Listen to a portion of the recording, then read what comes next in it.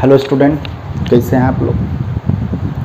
आज का जो टॉपिक है वह है स्ट्रेट लाइंस का जो टॉपिक चल रहा था उसका अगला सीरीज में हम लोग आज पढ़ेंगे angle between two lines. Angle between two lines, तो हम लोग हेडिंग डाल लें, एंगल बिटवीन टू लाइंस।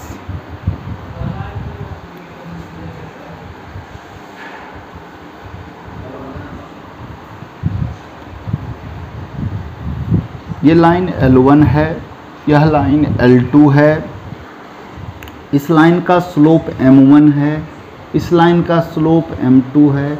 यह एंगल थीटा बना रहा है, दोनों पॉइंट A पर इंटरसेक्ट किया हुआ है। यदि इस लाइन का स्लोप, ये एंगल यहाँ पर जो है θ1 है और यह एंगल जो है उसका इंक्लिनेशन θ2 है। ये x एक्सिस, ये y एक्सिस, ये x डैश एक्सिस और ये y डैश एक्सिस, ये ऑरिजिन। जरा देखिए तो इस लाइन का एंगल θ1 x एक्सिस के साथ है, स्लोप m1 है, तो क्या लिख सकते हैं, tan m1 is equal to tan कितना θ1 और m2 is equal to tan θ2। θ1 और θ2 में क्या रिलेशन है, तो θ2 is equal to θ plus θ1, that means θ is equal to θ2 minus θ1। हम लोग दोनों तरफ से tan यूज करते हैं, tan θ is equal to tan θ2 minus θ1। तो आप यहाँ से लिख सकते हैं tan A minus tan B upon 1 plus tan A into tan B। Trigonometry का टॉपिक है ये ट्रिग्नोमेट्री का टॉपिक है। जिसने भी ट्रिग्नोमेट्री नहीं पढ़ा उसे ये कन्फ्यूजन हो सकता है, तो आपको ट्रिग्नोमेट्री पढ़ना चाहिए। tan θ is equal to m2 minus m1 upon 1 plus m1 into m2। This implies θ is equal to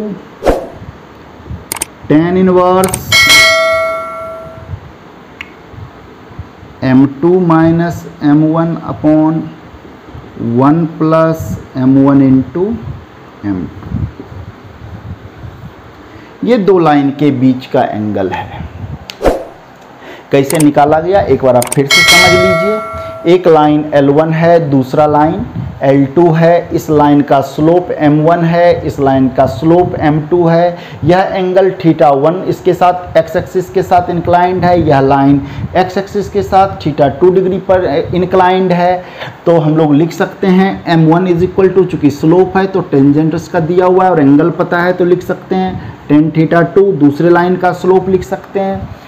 यहाँ से एक रिलेशन है, ये एक्सटीरियर एंगल का ट्रायंगल में अपोजिट इक्वल होता है, सम ऑफ अपोजिट एंगल्स। तो यहाँ से हम लोग ये लिख सकते हैं, यहाँ से θ का वैल्यू निकाल लिए, दोनों तरफ से tan को यूज़ कर लिया गया, यहाँ से ये रिलेशन आया। तो आप दो लाइन के बीच का एंगल तभी निकाल सकते हैं जब दोनों लाइन का क्या पता हो, दोनों लाइन का स्लोप आपको पता हो, तो दोनों लाइन के बीच का एंगल हम लोग बता सकते हैं। ये दिक्कत, ये tan इनवर्स आया कहाँ से, इसके लिए आपको एक चीज़ है, 12th का कॉन्सेप्ट है, इनवर्स का फंक्शन का कॉन्सेप्ट है कि इधर से यदि tan को यहाँ से इधर शिफ्ट कराते हैं तो ये tan इनवर्स के साथ शिफ्ट होता है। ये फंक्शन का प्रॉब्लम है, ठीक है। चलिए, इससे कॉन्सेप्ट जो निकल के आता है, इस दो कंक्लूजन से उसका लिखते हैं। क्या कंक्लूजन है, उस कंक्लूजन को आप जानिए। सबसे पहला नंबर तो मैं लिख चुका हूँ, इसे एक बार हम फिर से यहाँ पर ड्रॉ कर लें। इस लाइन का स्लोप m1 और इस लाइन का स्लोप m2 और इसके बीच का एंगल थीटा। तो आपने क्या लिखा, tan theta is equal to m2 minus m1 upon 1 plus m1 into m2। ठीक है, और हम लोग यहाँ पर मॉड यूज़ करेंगे। क्यों मॉड यूज़ करेंगे, तो यहाँ से थीटा का वैल्यू जो है वह आपको एक्यूट निकल आएगा, और जब थीटा एक्यूट निकल जाएगा मॉड यूज़ करने के बाद, तो ये यदि इस दो लाइन के बीच का एंगल है L1 और L2 का, तो यह भी तो उसी दो लाइन के बीच का एंगल है। हम लोग इसको लिखते हैं पाई माइनस थीटा या 180 डिग्री माइनस थीटा। तो थीटा का जब ये वैल्यू जब निकालेंगे तो ये पॉजिटिव में भी हो सकता है और निगेटिव में भी हो सकता है।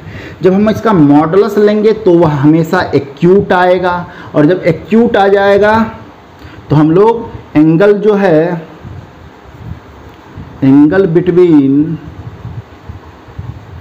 L1 एंड L2 हम लिख सकते हैं थीटा और पाई माइनस थीटा और 180 डिग्री माइनस थीटा। ये तो पहला नंबर का। सेकंड नंबर, यदि थीटा का value, if theta is equal to 0 degree, तो आप यहाँ पर थीटा का वैल्यू 0 रख दें तो tan 0 डिग्री का वैल्यू कितना हो जाएगा, 0। दिस इम्प्लाइज हम लिख सकते हैं m2 minus m1 is equal to 0। This implies हम लिख सकते हैं m2 is equal to m1। Theta 0 होने का क्या मतलब है, L1, इसका क्या मतलब है, L1 parallel to L2। Theta 0 होने का मतलब L1 पैरेलल टू L2। तो ये आपका नॉट हो गया इफ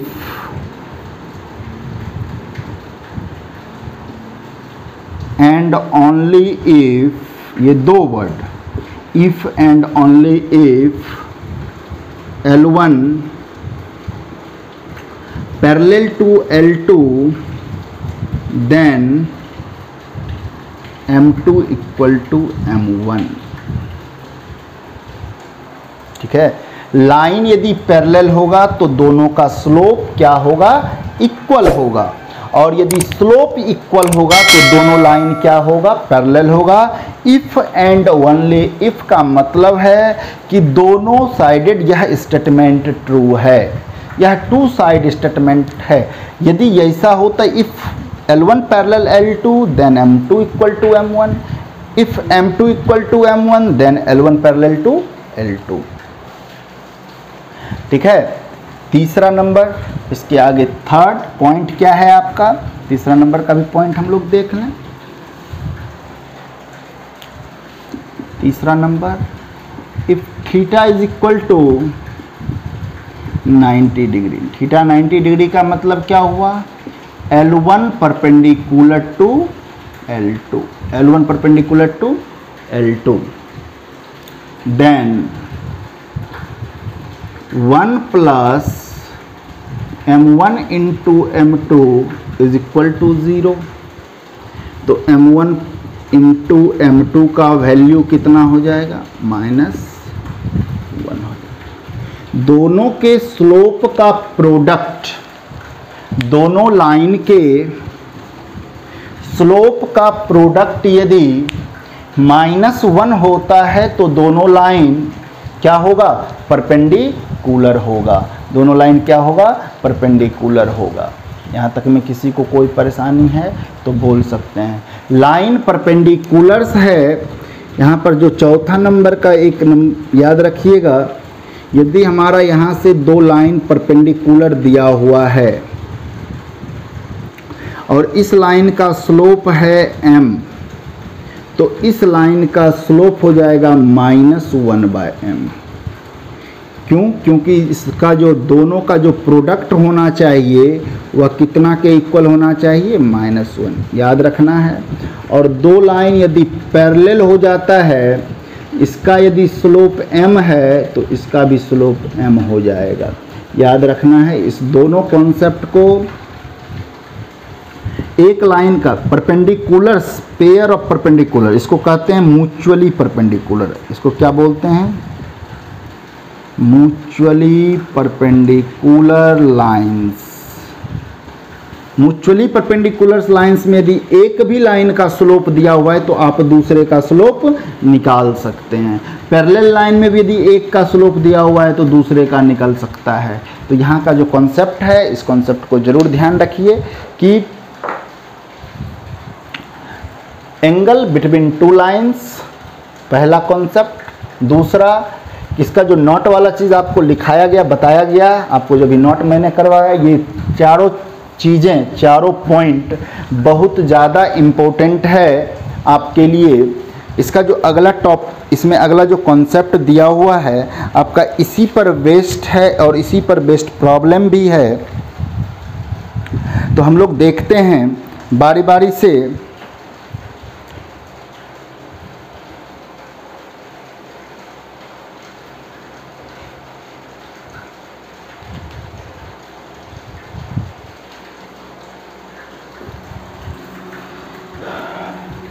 हम लोग बारी बारी से यहाँ देखते हैं, एक दो क्वेश्चन इस पर बेस्ड, जो आपने अभी कॉन्सेप्ट पढ़ा इस पर बेस्ड एक दो क्वेश्चन देख लें, वो ज़्यादा बेटर होगा, जिससे कि आप यहाँ से इस कॉन्सेप्ट को इजीली समझ सकते हैं। क्वेश्चन है, फाइंड द एंगल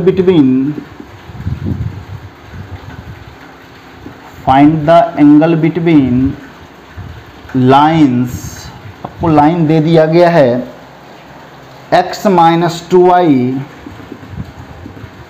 + 3 = 0 और 3x + y प्लस -1 = 0। बोला कि दोनों लाइंस के बीच का एंगल बताइए। तो लाइन के बीच का एंगल तभी बताएंगे जब दोनों लाइन के बीच का स्लोप पता होगा। अब यहाँ पर जो सबसे बढ़िया बात है वह क्या है कि लाइंस पता है तो स्लोप कैसे निकालेंगे। लाइन यदि पता है तो स्लोप कैसे निकालेंगे? तो इस लाइन को बदलना होगा slope intercept form. Slope intercept form एक वीडियो डाला हुआ है, जिसमें से आपके YouTube चैनल पर एक मेरा ये वीडियो डाला हुआ है कि लाइन के इक्वेशन से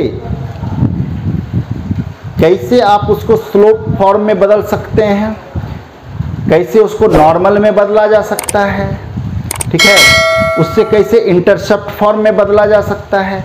ये सारा वीडियो डाला जा चुका है। जिसको भी समझ में ये नहीं आ रहा है वो ज़रूर पिछला वीडियो देखिए और चैनल को अधिक से अधिक सब्सक्राइब करिए और शेयर कीजिए बच्चों के बीच में, जो बच्चे अभी चलिए ठीक है। यहाँ से जो आप पिछला है वीडियो उसमें ये चीज़ दिया हुआ है, आप ज़रूर देखिए। हम लोग फिर आगे देखते हैं। चलिए यहाँ से तरीका लिखते हैं, x - 2y + 3 = 0। ये उधर चला जाएगा तो हो जाएगा 2y = x + 3, और यदि हम यहाँ से y का वैल्यू निकालें ये हो जाएगा इतना। तो ये देखिए तो किस फॉर्मेट में आ गया, ये किसके कंपेयर में, y = mx + c में कन्वर्ट हो गया। तो यहाँ से m का वैल्यू आप बता सकते हैं कितना आएगा, 1/2 आएगा। तो इसको हम लोग m1 करके लेट कर लें। सेम उसी तरह से सेकेंड वाले को भी लिखिए। तो y = लिखेंगे तो क्या आएगा बताइए, इतना। तो y = ये भी mx + c के फॉर्मेट में आ गया। तो m2 का वैल्यू कितना हो जाएगा, -3 हो जाएगा। इसको भी लेट कर लें। अब हमको क्या करना है, एंगल लिखना है। इस दोनों लाइन के बीच का एंगल लिखना है। उस एंगल को क्या मान चुके हैं, थीटा मान चुके हैं, लेट कर चुके हैं, थीटा है। तो क्या यूज़ करेंगे, tan theta is equal to mod of m2 minus m1 upon 1 plus m1 into m2। तो ये m2 माइनस m1 m2 कितना है, तो लिखेंगे -3 माइनस 1/2 अपॉन 1 प्लस 1/2 इंटू -3। ये आप सॉल्व कर लीजिएगा तो -6 माइनस 1 -7/2 अपॉन ये 2 माइनस 3 -1/2। ये माइनस और माइनस यहाँ से समाप्त हो जाएगा और 2 और 2 भी, ये हमारा कितना बचेगा, mod of 7 is equal to 7। tan theta का वैल्यू कितना निकला वहाँ से, tan theta is equal to कितना निकला, 7। थीटा इज इक्वल टू कितना निकल जाएगा, tan इनवर्स 7। ये एक्यूट एंगल आया। ये कैसा एंगल आया, दोनों लाइंस के बीच का एक्यूट एंगल्स आया। तो ऑब्ट्यूस एंगल कितना होगा बताइए, ऑब्ट्यूस एंगल निकालना होगा तो obtuse angle is equal to 180 degree minus tan inverse 7। ये हमारा निकल जाएगा, कहीं कहीं ये लिखता है pi minus tan inverse 7।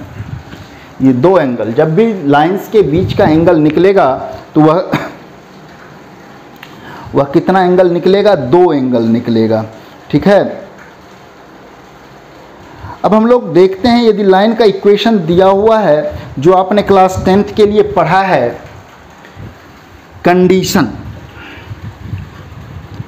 Condition parallel के लिए और परपेंडिकुलर के लिए दो लाइंस का कॉन्सेप्ट को देखते हैं। जरा देख लिया जाए क्या है वो।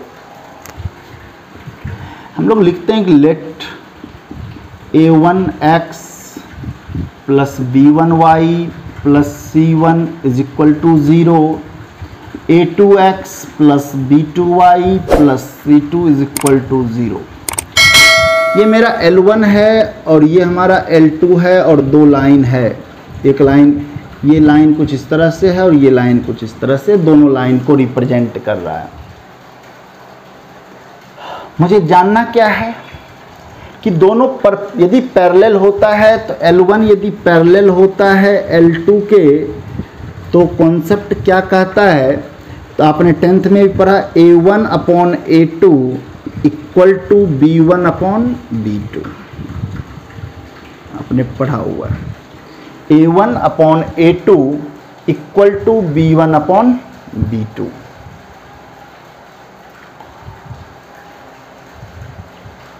तो यहां से यदि ये दोनों इक्वल होगा तो किसके इक्वल होगा, तो लेट कर लेते हैं, एक कांस्टेंट k के इक्वल होगा।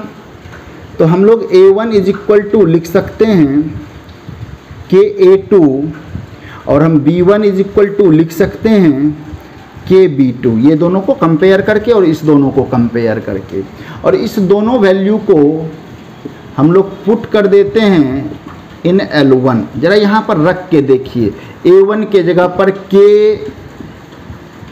A2x k B2y plus C1 is equal to कितना, 0। और k को यदि कॉमन ले लें तो A2x B2y C1 upon k is equal to 0। Conclusion क्या आ रहा है जरा समझना है। यही बहुत ही यहाँ पर जो है बहुत इम्पोर्टेंट टास्क है। इसके बदले में एक कांस्टेंट मैं c लिख दूँ इक्वल टू 0। देखिए L1 ये था, L2 का इक्वेशन यह था, और जब दोनों पैरेलल हुआ तो जरा आप देख पा रहे हैं कि L1 भी बदलकर यहाँ बिल्कुल सेम हो गया है। बदला क्या, कांस्टेंट। तो याद रखना है कि एक लाइन का यदि इक्वेशन आपको पता है, आपको यदि दे दिया जाए 2x plus 3y plus 5 is equal to 0 और ये लाइन इसके पैरेलल है L1 और L2, बोलेगा L1 और L2 पैरेलल है, तो इस लाइन का इक्वेशन क्या होगा, तो ये चीज़ बदलता नहीं है। याद रखना है, कौन नहीं बदलता है, जो x और y वाला टर्म है वो नहीं बदलेगा। बदलेगा कौन, सिर्फ कांस्टेंट बदलता है। तो यहाँ पर हम लोग क्या लिखेंगे, 2x + 3y + k या +c, आपको जो इच्छा करे लिख लें, = 0। ये बदल जाता है, ठीक है। तो यदि लाइन पैरेलल होगा तो सिर्फ कौन बदलता है, कांस्टेंट चेंज हो जाता है, लाइन का इक्वेशन वही रहता है। चलिए आगे